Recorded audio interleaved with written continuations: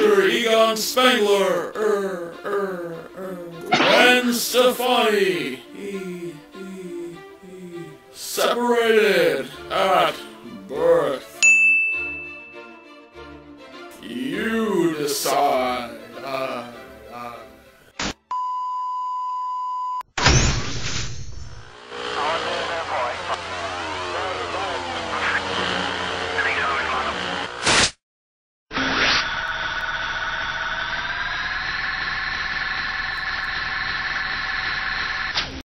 Well, they don't call him old Sticky Sheets Venkman for nothing. He got me again, Ray. He slimed me in my sleep.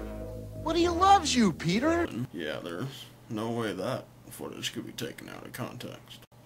In the 5th episode, titled Troll Bridge, written by Bruce Reed Schaefer, trolls take over the Queensboro Bridge. Trolls! Proton packs don't work.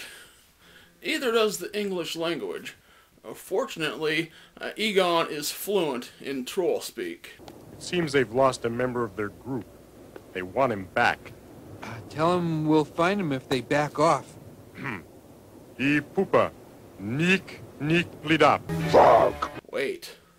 What did that troll just say? Fuck. And what may be one of her earliest television appearances as the troll leader, Lady Gaga. You know what's really sad? I looked it up, and Lady Gaga would have been about 7 months old when this episode first aired. I guess about the only thing she was probably literally saying at that time was Gaga. Fuck. The Ghostbusters are given 12 hours to find a troll who has wandered away from his troll society. If they don't succeed, the trolls will sick the fireflies on New York City. Fireflies?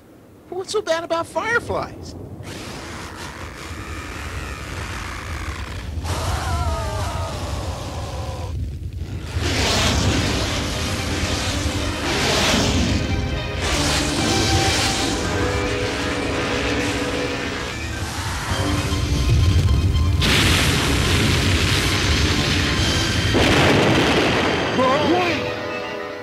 Had to act. As a kid, this wasn't necessarily one of my favorite episodes.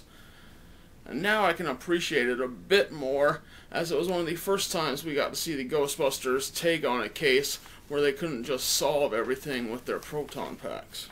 Episode 6, The Boogeyman Cometh, written by Michael Reeves, is not only one of my favorite episodes, it's the favorite episode of many real Ghostbusters fans.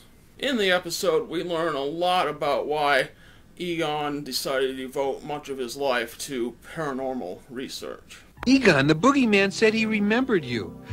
Is there anything you'd like to tell us? When I was a child, the boogeyman would come out of my closet. He's the reason I started investigating the supernatural. I wanted to find a way to stop him.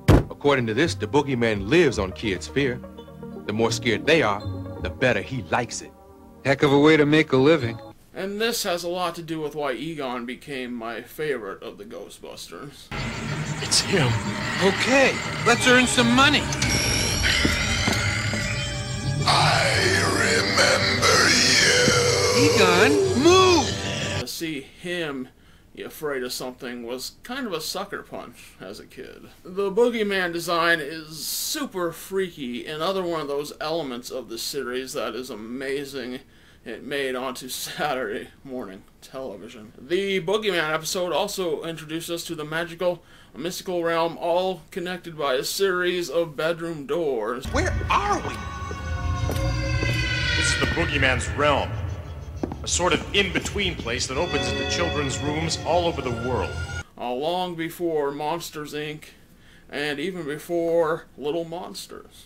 We also get some insight into that whole Ray being the heart of the Ghostbusters thing. These will help create the proper ambience. Wow! It's Dopey Dog! I used to have one of these. We've only got one problem. We need someone to sleep here tonight who can pass for a child.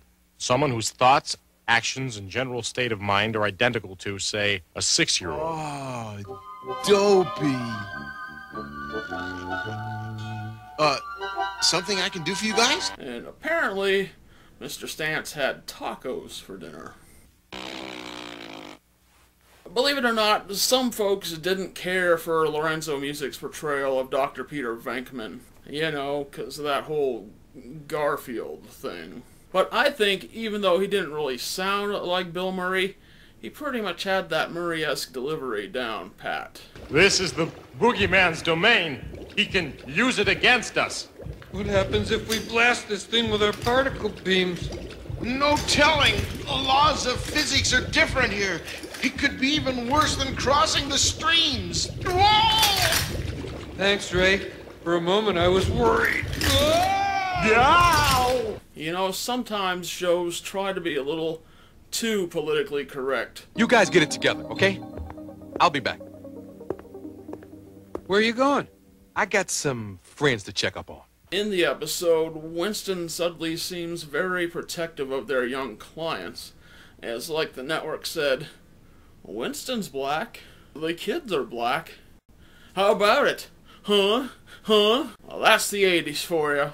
It's kind of like when they tried to make the Super Friends politically correct by adding Samurai, a Black Vulcan, and Apache Chief. Their attempt to make it politically correct almost became unpolitically correct with some of the stereotyping. Oh, no, you don't! So let me get this right. You blast your proton stream into a window, a couple of stories up from the street, hoping to hit the monster. You succeed to hit the monster, but all you've really done is pissed him off and trapped those two kids in the room with it. Nice work, said Moore. However, the Boogeyman episode remains a classic, a true testament to why it's still a fan favorite series 25 some years later. If you want to see the Boogeyman episode or any other Real Ghostbusters episode, check the links down below for a playlist of episodes. Many of these episodes, pretty much all of them, are available right here on YouTube, so check that out. And that wraps up this third edition of PKE Readings. Thank you for watching Planet Beer Wagon. Subscribing would be greatly appreciated.